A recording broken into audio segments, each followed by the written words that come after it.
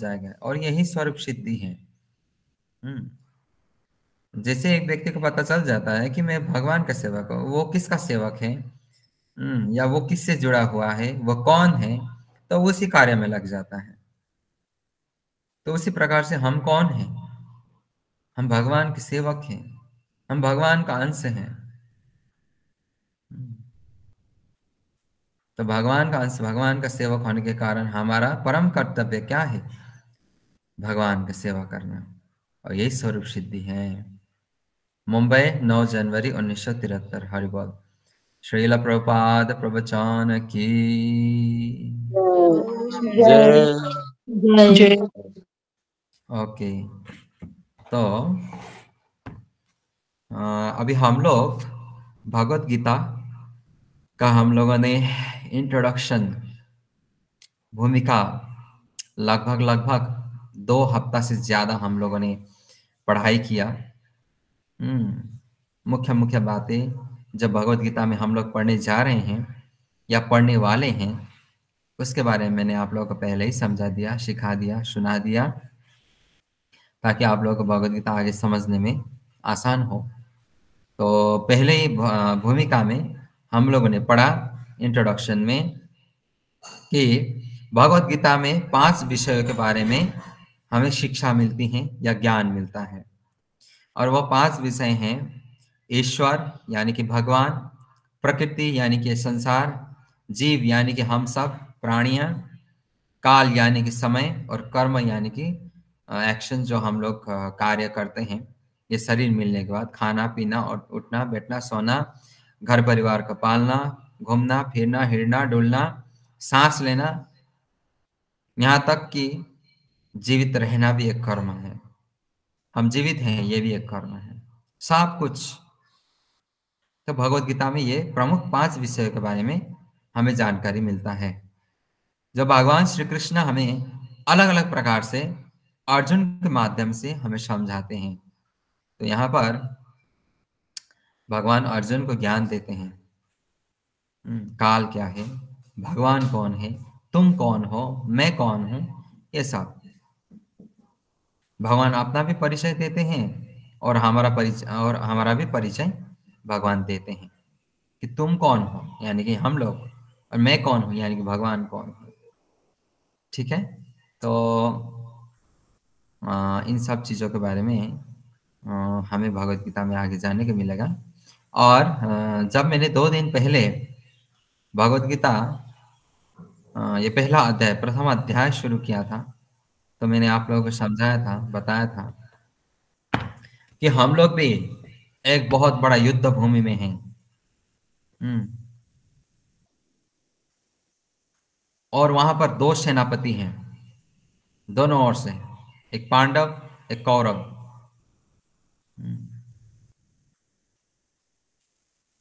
महाभारत पांडव लोगों ने कहां पर युद्ध किया? कुरुक्षेत्र में। और हमारा भी ये कुरुक्षेत्र है, युद्ध भूमि है। वो कौन है, वो क्या है? हमारा स्वयं, हमारा स्वयं का शरीर। और दोनों टीम में युद्ध चल रहा है। और वो कौन सा टीम है, क्या क्या है? मन और बुद्धि। हाँ, मन और बुद्धि। वाह, बहुत बढ़िया सुना है। मन और बुद्धि के बीच में हमेशा घमासान युद्ध चलता रहता है, चलता रहता है, चलता रहता है। मन बहुत चंचल, बुद्धि इसको कंट्रोल करना चाहता है, फिर भी कंट्रोल से बाहर चला जाता है। इसीलिए बुद्धि के द्वारा मन तो कंट्रोल होता है, लेकिन हम लोग नहीं जानते कि बुद्धि क्या है। जैसे मैं हमेशा बोलता हूं, चोर के पास भी बुद्धि है, लेकिन वो अपना बुद्धि चोरी करने में चलाता है या लगाता है। अर्थात चोरी करना पाप है, बुद्धि वो पाप कर्म करने में लगा रहा है। तो फिर ऐसा बुद्धि का क्या फायदा? ये तो मल के बराबर हुआ, जो पाप करना सिखा रहा है, जो स्त्री का शोषण करता है। उसके पास भी बुद्धि होता है, लेकिन वो बुद्धि कहाँ लगा रहा है? एक स्त्री हरण करने में, व्यभिचारी होने में। कोई लूटपाट करता है, कोई डाकू है, कोई दानव है, अलग अलग। अब बुद्धि तो सबके पास है, पशु के पास भी बुद्धि है थोड़ा बहुत। उसी बुद्धि के कारण वो शिकार करता है। वो ये जानता है मुझे भूख लगा, मुझे शिकार करना पड़ेगा, शिकार करके खाता है, परिवार को खिलाता है। उतना बुद्धि उसके पास भी है और हमारे पास भी है। तो सच्चा बुद्धि, असली बुद्धि है क्या? इस बुद्धि को ज्ञान से भरना पड़ेगा। वो कौन सा ज्ञान? कौन सा ज्ञान? आध्यात्मिक भगवत ज्ञान गीता का भगवत ज्ञान। गीता। शंकराचार्य क्या बोला हम लोगों ने? गीता महात्मा ने पढ़ा 7वां श्लोक में, एकम शास्त्रम देवकी पुत्र गीतम। गीता। एकमात्र शास्त्र जो देवकी पुत्र ने दिया है, उनको हमें ग्रहण करना चाहिए। यह हमें सिखाता है कि मन को कैसे वश में करें।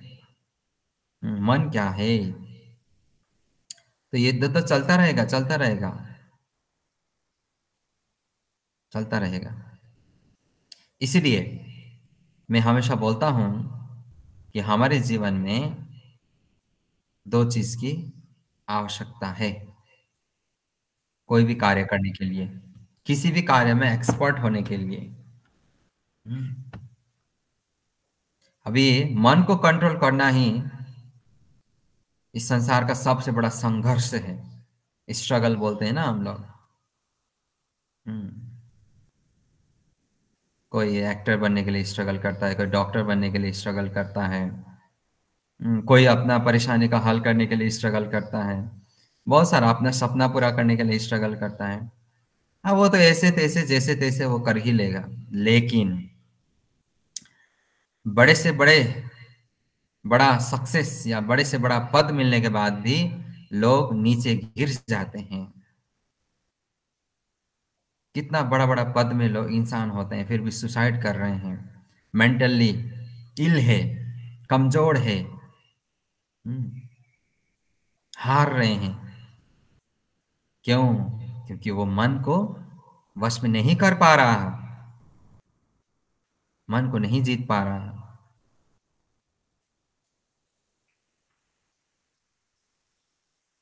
तो ये मन बहुत खतरा चीज है।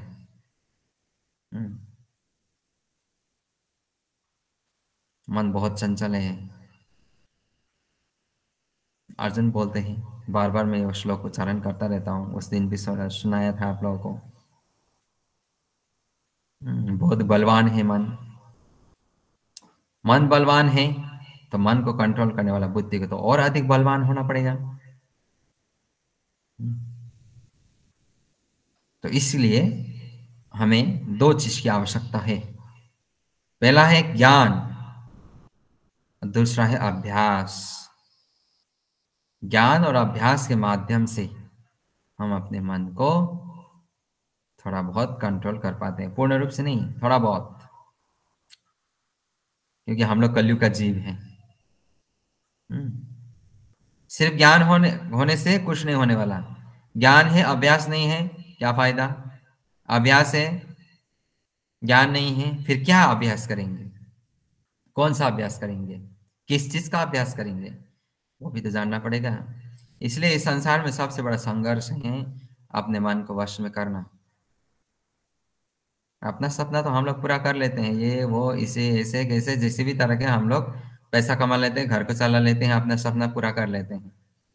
एक्टर बनना हो, डॉक्टर बनना हो, इंजीनियर बनना हो, कुछ भी हो, लेकिन मन को वश में करना बहुत कठिन है, कठिन, बहुत भयंकर कठिन। हम्म तो जीवन का असली संघर्ष क्या है? जीवन मन का को असली संघर्ष, कंट्रोल में रखना। हाँ, मन को वश में रखना है। रेयरली, कोई विरल ही कोई ऐसा व्यक्ति होगा जो इस चीज को कर पाएगा। अर्जुन इतना बुद्धिमान, इतना शक्तिशाली, इतना बलवान होने के बाद भी वो बोल रहा है, मेरा मन विचलित हो रहा है वासुदेव, क्या करूं? ओके। तो अर्जुन अभी कुरुक्षेत्र की युद्ध भूमि में है। अर्जुन भगवान को बोलते हैं कि कृष्णा, हे वासुदेव, हे माधव, कृपया आप मुझे दोनों सेनापतियों के बीच में, मध्य में हमारे रथ को लेके जाइए। मैं देखना चाहता हूं कि सामने वाला टीम, ये सामने वाला जो सेना है, वो किस प्रकार से अपने योद्धा को रेडी करके बैठा है। दोनों सेनाओं के बीच में मुझे लेके जाइए। तो अभी भगवान जैसे बोलते हैं वैसे ही करते हैं, है ना। तो अभी हम लोग देखते हैं कहाँ तक हम लोग पहुंचे थे उस दिन। 22 और 18 कृष्ण प्रभु जी प्रणाम। आज 24 हो प्रभु जी मेरो। और 24 आपका है। और उसके बाद 25 किन का है? 25, ओके 25 भी है। 26, 26 किसको मिला है? ओके ममता माता जी। 27, ओके किरण माता जी, सबको याद है अपना नंबर। 28, शायद 27 तक ही हुआ है। ओके तो 28 अभी भक्त लोग थोड़ा हैंड रेस कीजिए। ठीक है 28 पाठ करो श्रीदेवी माता जी। 29 पाठ करो श्रुति माता जी। 30 पाठ करो अनुराधा माता जी। और एक और भक्त लोग हाथ उठाइए, बहुत कम हो गया, 3-4 लोगों ने उठाया। और 31 पाठ करिए मीनू माता जी। और 32 पाठ करिए रीना माता जी। ओके ठीक है, और आगे लेना पड़ेगा, और श्लोक लेना पड़ेगा। 33 पाठ करिए भूमिका माता जी। अच्छा फिर से पाठ करेंगे भूमिका माता जी। ओके 34 पाठ करो फिर से श्रुति माता जी। ओके बस इतना ही लेंगे, देखते हैं आगे क्या क्या होगा, कितना तक पहुंचेंगे। ओके आप लोगों को सिर्फ श्लोक पढ़ना है, अनुवाद में ही पढ़ूंगा। प्रभु यहाँ हम्म, पे 4 श्लोक एक साथ ही है, लास्ट में 35 भी है उसमें। हाँ हाँ हाँ कोई बात नहीं, 35 में कर दूंगा। ओके ठीक है 24 श्लोक शुरू किया जाए। संजय उवाच हरे कृष्ण। हरे कृष्ण प्रभु जी प्रणाम। सभी वैष्णव भक्तों के चरण कमल में मेरा वैष्णव प्रणाम। वांछा कल्पतरो वैश्य कृपा सिंधु एव च पतितानां पावनेभ्यो वैष्णवेभ्यो नमो नमः। श्रीमद् भगवद गीता यथारूप अध्याय 1 श्लोक संख्या 24। कुरुक्षेत्र का युद्ध भूमि में सैनिकहरूको निरीक्षण। संजय उवाच एवमुक्तो ऋषिकेशो गुडकेशेन भारत सेनयोरुभयो मध्ये स्थापयित्वा रथोत्तमम्। अनुवाद। संजयले भने, हे भरतवंशी राजा, अर्जुनद्वारा यसरी सम्बोधन गरिएका भगवान श्रीकृष्णले अर्जुन चढेको त्यो उत्तम रथ दुवै पक्षका सैनिकहरूका बीचमा लगेर अड्याउनु भयो। हरे कृष्ण। हरे कृष्ण। ओके श्लोक नंबर 25। हरे कृष्ण प्रभु जी प्रणाम। श्रीमद् भगवद गीता यथारूप अध्याय 1 कुरुक्षेत्रको युद्ध भूमिमा सैनिकहरूको निरीक्षण। श्लोक नम्बर 25। भीमद्रोण प्रमुखतः सर्वश्च महीक्षितम् उवाच पार्थ पश्यन् एतान् समवेतान् कुरु इति। हरे कृष्ण। हरे कृष्ण। Okay next 26। हरे कृष्णा प्रभु जी प्रणाम। सभी वैष्णव भक्तों के चरण में मेरा वैष्णव प्रणाम। वंशकल्पतरुभ्यश्च कृपा सिन्धु एव च पतितानां पावनेभ्यो वैष्णव्यो नमो नमः। श्रीमद्भगवद्गीता यथारूप अध्याय 1 कुरुक्षेत्रको युद्धभूमिमा सैनिकहरूको निरीक्षण। श्लोक संख्या 26।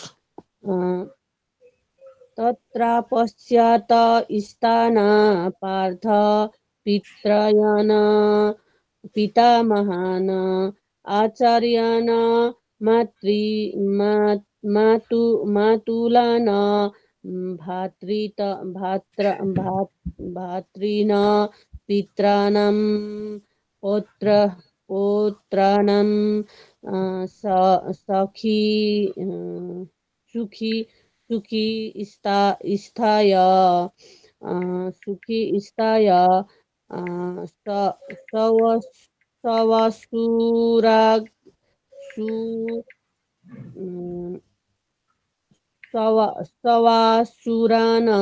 सवासुरान् सुहृद च एव सेनायो उभयो अपि। अनुवाद। दुवै पक्षका सैनिकहरूका बीचमा उभिएर हेर्दा अर्जुनले त्यहाँ आफ्ना बाबुहरू हजुरबाहरू माताजी गुरुहरू। यो अनुवाद होइन, श्लोक मात्रै। हुन्छ ओके प्रभुजी। हरे ओके, कृष्ण। हरे कृष्ण। नेक्स्ट। हरे कृष्णा सभी को। आप सभी वैष्णवों के चरणों में वैष्णव प्रणाम। वंशकल्पतरुभ्यश्च कृपा सिन्धुभ्यो एव च पतितानां पावनेभ्यो वैष्णव्यो नमो नमः। श्रीमद् भगवद गीता यथारूप अध्याय 1 कुरुक्षेत्र के सैन्य स्थल में सैन्य निरीक्षण। युद्ध स्थल में सैन्य निरीक्षण। श्लोक संख्या 27। तान् समीक्ष्य स कौन्तेय सर्वान् बन्धून् अवस्थितान् कृपया पराया अविष्टा विषीदन् इदम् अब्रवीत। हरे Krishna. Hare Krishna. Next. Hare Krishna, आप सभी को मेरा प्रणाम। Bhagavad Gita as it is, Chapter 1, Observing the Armies in the Battlefield of Kurukshetra, Text 28. Arjuna Uvacha Drishtve Swajanam Krishna Yuyutsum Samupasthitam Siddhanti Mam Gatrani Mukham Cha Parisusyate. Hare Krishna. Hare Krishna. Next. Hare Krishna. Shrimad Bhagavad Gita Yatharup अध्याय 1 कुरुक्षेत्र के युद्ध स्थल में सैन्य निरीक्षण। श्लोक संख्या 29। वेपतुश्च शरीरे मे रोमहर्षश्च जायते गांडीवं शस्त्रसते हस्ता तत्त्वकच्वेव परिदक्यते। Okay next. Hare Krishna, slok number 30. न च शक्यमवस्थातुं भ्रमाति वच मे मनः निमितानि च पश्यामि विपरीतानि केशवः। ओके, हरे कृष्ण। नेक्स्ट। 31। हरे कृष्णा प्रभु प्रणाम। अब सब वैष्णव वर्ग का चरण कमल में प्रणाम करते हुए श्रीमद् भागवत गीता यथारूप कुरुक्षेत्र के युद्ध भूमि में सैनिकहरूको निरीक्षण। अध्याय 1 श्लोक नंबर 31। न च श्रेय अनुपश्यामि हत्वा स्वजनम आहवे कांक्षवे विजयम कृष्ण न च राज्यम सुखानि च। कृष्ण प्रणाम। हरे कृष्ण। Okay next. हरे कृष्णा सभी वैष्णव को मेरा वैष्णव प्रणाम। वांछा कल्पतरुभ्यश्च कृपा सिंधु एव च पतितानां पावनेभ्यो वैष्णवेभ्यो नमो नमः। भगवद गीता यथारूप अध्याय 1 कुरुक्षेत्र के युद्ध स्थल में सैन्य निरीक्षण। श्लोक संख्या 32। किनो याचन गोविंद की भोग जीवेत न वा यशास्मत्य कांडिक्षिक्तम नो राज्यम भोगा सुखानि च। हरे कृष्ण। हरे कृष्ण। नेक्स्ट। 33। हरे कृष्ण प्रभु जी प्रणाम। त एमे अवस्थित युद्ध प्रणाम तयक्त्वा धनानि च आचार्यः पितर पुत्र तथा एव च पितामहः। Okay, next, second last. Hare Krishna. Shrimad Bhagavad Gita Yatharup अध्याय 1 कुरुक्षेत्र के युद्ध स्थल में सैन्य निरीक्षण श्लोक संख्या 34। मातुला स्वशुरः पौत्रा शला संबंधितस्तथा एतान्न हन्तुमिच्छामि घ्नोतपि मधुसूदन। हरे कृष्ण। ओके, तो अंतिम श्लोक। अपि त्रैलोक्यराजस्य हेतु किं नु मही कृते निहत्य धातराष्ट्रन्नः का प्रीतिः स्यात् जनार्दन। ओके, तो अभी आप लोग सब लोग सामने चाहिए श्लोक नंबर 24। संजय उवाच एव मुक्त ऋषिकेशो गुणाकेशेन भारत सेनयोरो भर्मध्ये स्थापित्वा रथोत्तमम्। ओके, यहाँ से हम लोग अनुवाद अभी एक बारी में सब लोग सभी पढ़ेंगे, तो सुनने में मजा आएगा, पढ़ने में मजा आएगा, समझने में भी आसान होगा। ठीक है, इसलिए मैंने श्लोक पहले पढ़ा दिया, क्योंकि ये कुरुक्षेत्र के युद्ध भूमि में सैन्य निरीक्षण माने वो सैन्य किस किस प्रकार से कहाँ कहाँ बैठा है, क्या क्या कर रहा है, कौन सा तैयारी में बैठा है, बस ये अर्जुन देखना चाहता है, तो वो जो जो देख रहा है वो बता रहे हैं, तो हम लोग सुन रहे हैं। संजय ने कहा, हे भरतवंशी, अर्जुन द्वारा इस प्रकार संबोधित किए जाने पर भगवान कृष्ण ने दोनों दलों के बीच में उस उत्तम रथ को लेकर खड़ा कर दिया। और भीष्म, द्रोण तथा विश्व भर के अन्य समस्त राजाओं के सामने भगवान ने कहा कि हे पार्थ, यहाँ पर एकत्र सारे कुरुओं को देखो।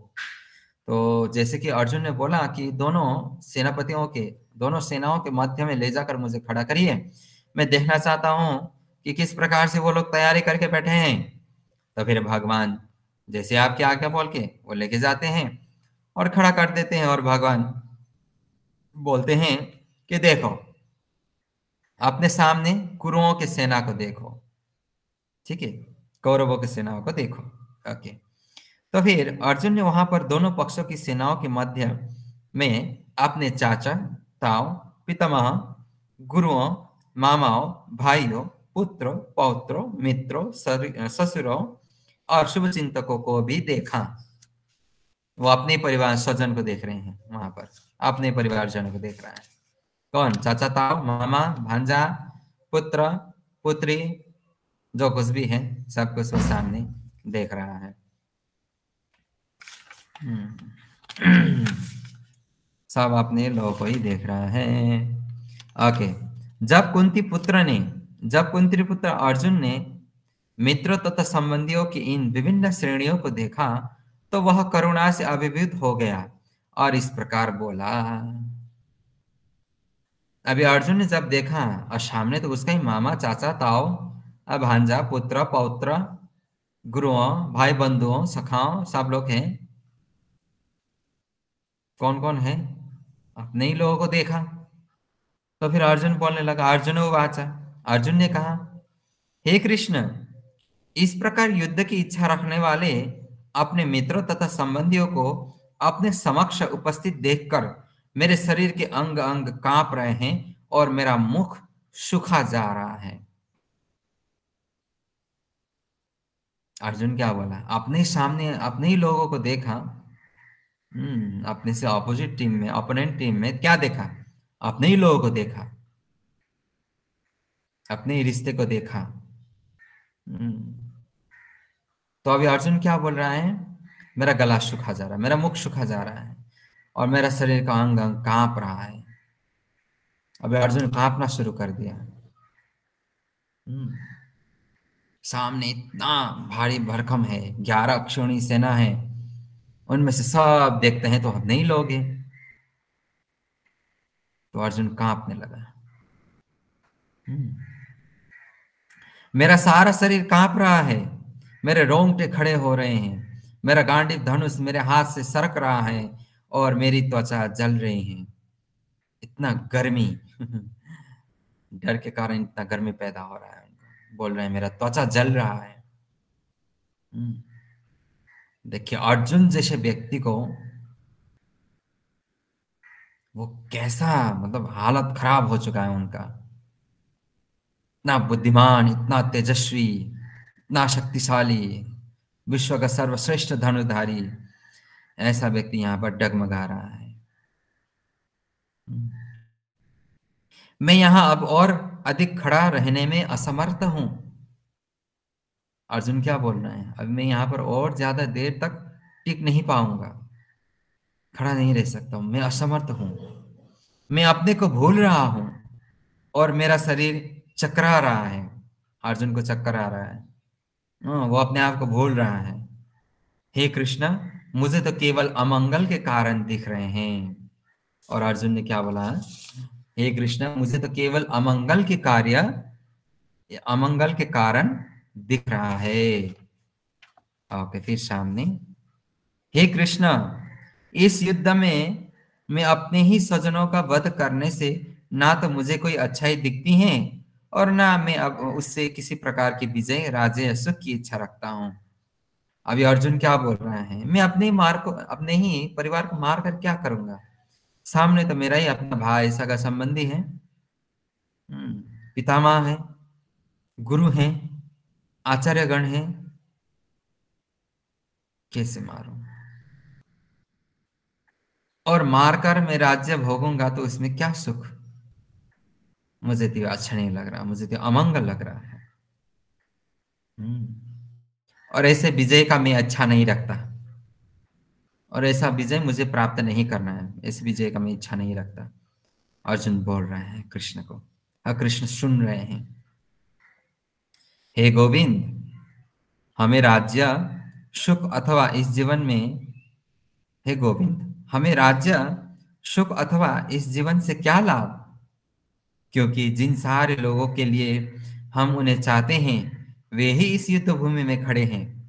हे मधुसूदन, जब गुरुजन, पितृगण, पुत्रगण, पितामह, मामा, ससुर, पौत्रगण, शाले तथा अन्य सारे संबंधी अपना अपना धन एवं प्राण देने के लिए तत्पर हैं और मेरे समक्ष खड़े हैं, तो फिर मैं इन सब को क्यों मारना चाहूंगा, भले ही वो मुझे क्यों न मार डाले। हे जीवों के पालक, मैं इन सबों से लड़ने के लिए तैयार नहीं, भले ही बदले में मुझे 3 लोग ही क्यों ना मिलते हो। इस पृथ्वी की तो बात ही छोड़ दें, भला धृतराष्ट्र के पुत्र को मारकर हमें कौन सी प्रसन्नता मिलेगी?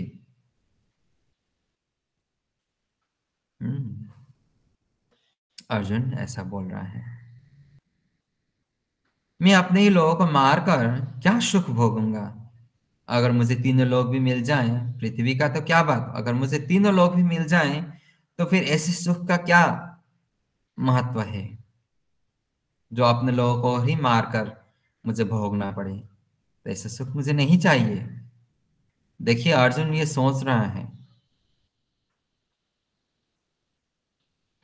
अर्जुन बोल रहा है कि सामने वालों को मैं नहीं मारूंगा, लेकिन सामने वाला क्या सोच रहा है? मैं तुझे अब भी मारूंगा। क्यों? क्योंकि अर्जुन के हृदय में दया है, करुणा है, वह भगवान का भक्त है। और सामने वाला देखिए, वह शकुनी,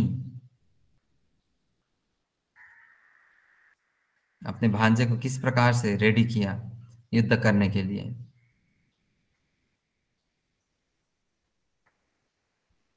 अर्जुन सोच रहा है मैं नहीं मारूंगा, और सामने वाला सोच रहा है मैं तुझे ही मारूंगा। सब लोग अर्जुन का दुश्मन, अर्जुन को ही मारना चाहता है, लेकिन अर्जुन किसी को नहीं मारना चाहता। बोल रहा है मुझे कुछ नहीं चाहिए, कुछ नहीं चाहिए, क्यों मारूं? मेरा शरीर, हाथ पांव पैर कांप रहा है, मेरा बुद्धि काम नहीं कर रहा है, मेरा सिर चकरा रहा है, मेरा शरीर चकरा रहा है, मेरा हाथ से गांडीव छूट रहा है।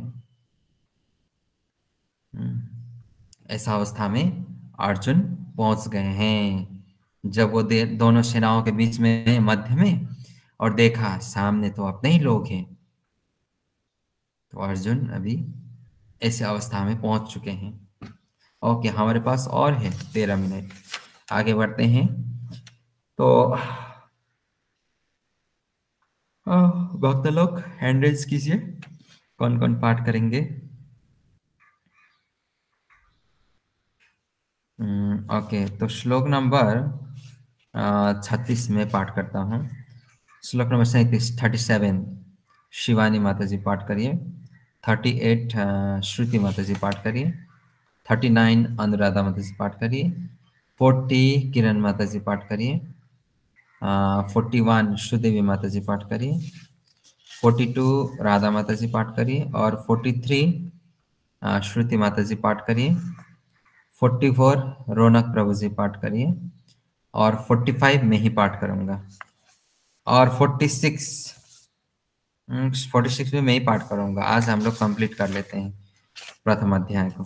ओके, तो पाठ शुरू किया जाए। श्लोक नंबर 36। अभी अर्जुन कौन सा स्थिति में है? वो बहुत ही भयावह स्थिति में है। ओके, श्रीमद् भगवद गीता यथारूप कुरुक्षेत्र के युद्ध स्थल में सैन्य निरीक्षण। श्लोक संख्या अध्याय 1 श्लोक संख्या 36। पाप एव आश्रय तस्मान् हत्वा एतान् अतात यिनः तस्मात् न अर्हा वयं हन्तुं दाशरान् सन् बान्धवान् स्वजनं हि कथं हत्वा सुखिनां स्याम माधव। यदि हम ऐसे आतताइयों का वध करते हैं तो हम पर पाप चढ़ेगा, अतः यह उचित नहीं होगी कि हम धृतराष्ट्र के पुत्रों तथा उनके मित्रों का वध करें। हे लक्ष्मीपति कृष्ण, इसमें हमें क्या लाभ होगा और अपने ही कुटुंबियों को मारकर हम किस प्रकार सुखी हो सकते हैं? अर्जुन बोल रहे हैं। ऐसे आतताइयों को वध करते हैं तो हमें पाप चढ़ेगा। अर्जुन भगवान को बोल रहा है ये उचित नहीं होगा, बोल रहा है कि धृतराष्ट्र को पुत्रों का मैं वध करूं। अर्जुन सोच रहा है वो मेरा भाई है, अपने लोग हैं। बोल रहा है हे लक्ष्मीपति कृष्ण, इससे क्या लाभ? अपने ही कुटुंबियों को मारकर हम किस प्रकार सुखी हो सकते हैं? अर्जुन का कहना भी ठीक है, अपने ही लोगों को मारकर वो कैसे खुशी हो सकते हैं, सुखी हो सकते हैं, आनंद में रह सकते हैं, है कि नहीं? तो देखिए,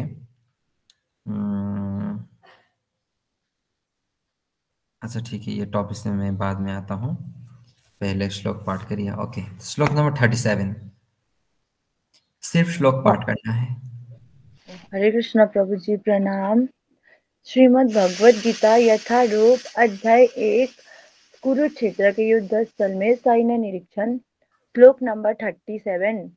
यद्यपि न पश्यन्ति लोभोपहचेतसः कुलक्षय कृतं दोषं मित्रद्रोहे च तापकम्। हरे कृष्णा। ओके, श्लोक नंबर 38। हरे कृष्णा। श्रीमद् भगवद गीता यथारूप अध्याय 1 कुरुक्षेत्र के युद्ध स्थल में सैन्य निरीक्षण। श्लोक संख्या 38। कथम न ज्ञेयमस्माभिः पापदस्मानिवर्तुतं कुलक्ष्य कृतं दोषं प्रपश्यद्भिः जनार्दन। ओके, 39। हरे कृष्ण प्रभु जी। श्लोक नंबर 39।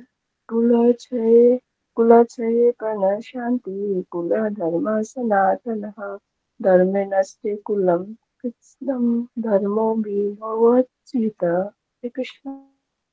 हरे कृष्णा। ये किसका आवाज था? अनुराधा का तो नहीं लग रहा है। प्रभु जी आवाज नहीं, अलिकति प्रॉब्लम भइरहेछ। अच्छा अच्छा, ओके ठीक है। नेक्स्ट। श्रीमद् भगवद गीता यथारूप अध्याय 1 श्लोक संख्या 40। अधर्म अभिभावत कृष्ण प्रदूषयन्ति कुल स्त्रिय स्त्रीदेषु दृष्टासु वाष्णेय जायते वर्ण संकर। हरे कृष्ण। नेक्स्ट।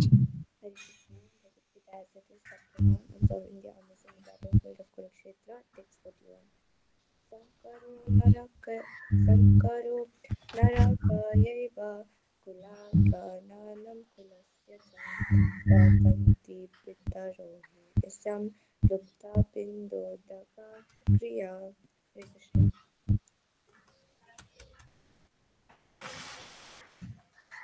नेक्स्ट। हरे कृष्णा। भगवद गीता यथारूप श्लोक नंबर 42। दोसर एत कुला घनानाम वर्षा संकर कराकै उत्सादयन्ते जति धर्मानाकुला धर्मामास्ते सस्वता। हरे कृष्णा। ओके, हरे कृष्णा। नेक्स्ट। हरे कृष्णा। श्रीमद् भगवद गीता यथारूप अध्याय 1 कुरुक्षेत्र के युद्ध स्थल में सैन्य निरीक्षण श्लोक संख्या 43।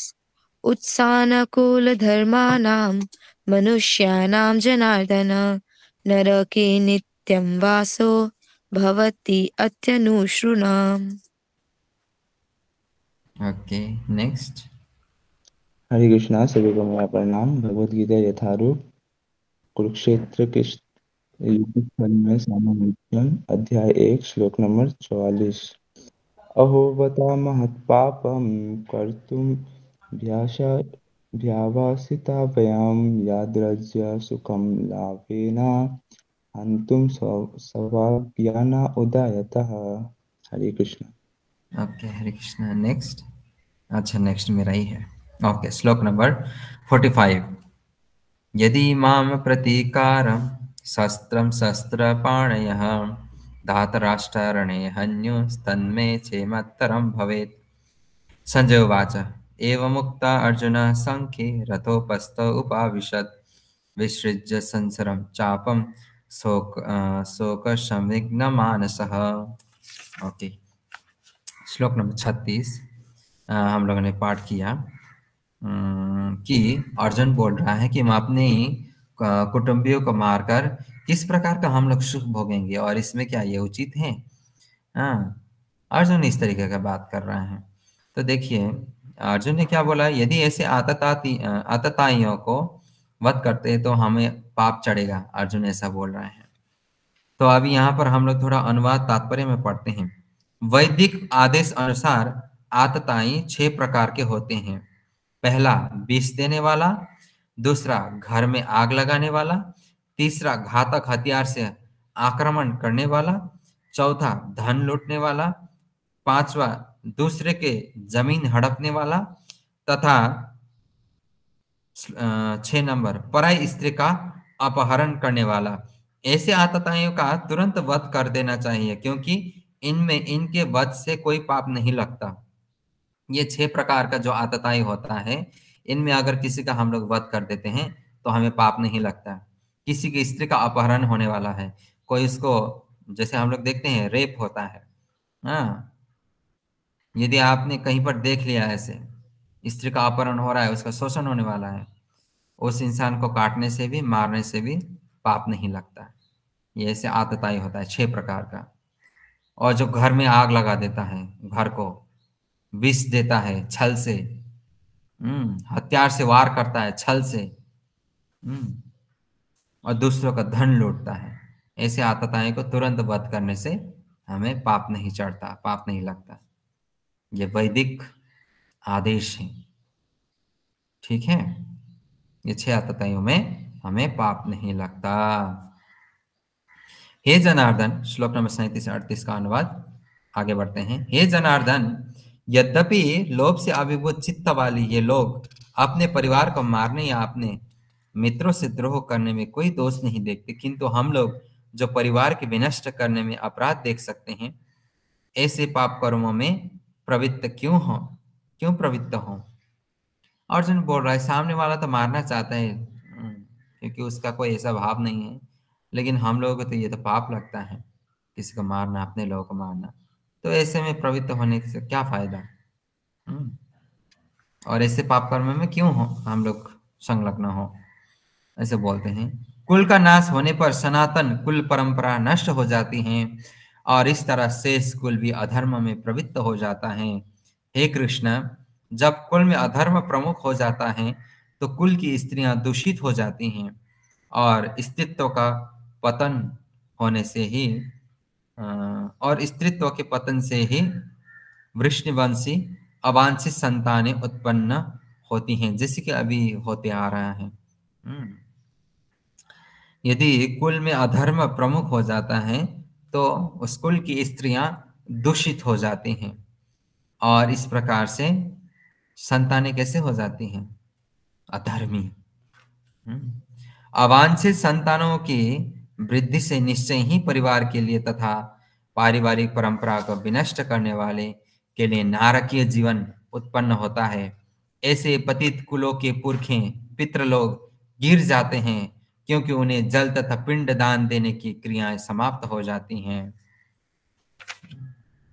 जो लोग कुल परंपरा को विनष्ट करते हैं और इस तरह अवांछित संतानों को जन्म देते हैं, उनके दुष्कर्मों से समस्त प्रकार की सामुदायिक योजनाएं तथा पारिवारिक कल्याण कार्य विनष्ट हो जाते हैं।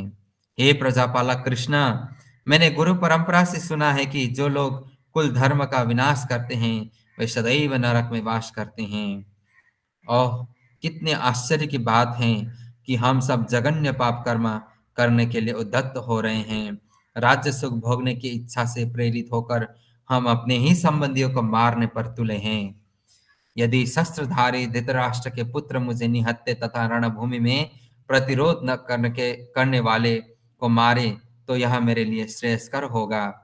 संजय ने कहा, युद्ध भूमि में इस प्रकार कहकर अर्जुन ने अपना धनुष तथा बाण एक और रख दिया और सुख संतप्त चित्त से रथ के आसन पर बैठ गया। इस प्रकार भगवद गीता के प्रथम अध्याय कुरुक्षेत्र के युद्ध स्थल में सैन्य निरीक्षण के भक्ति वेदांत तात्पर्य पूर्ण हुआ। जय जय ग्रंथराज श्रीमद् भगवद गीता की जय। तो अर्जुन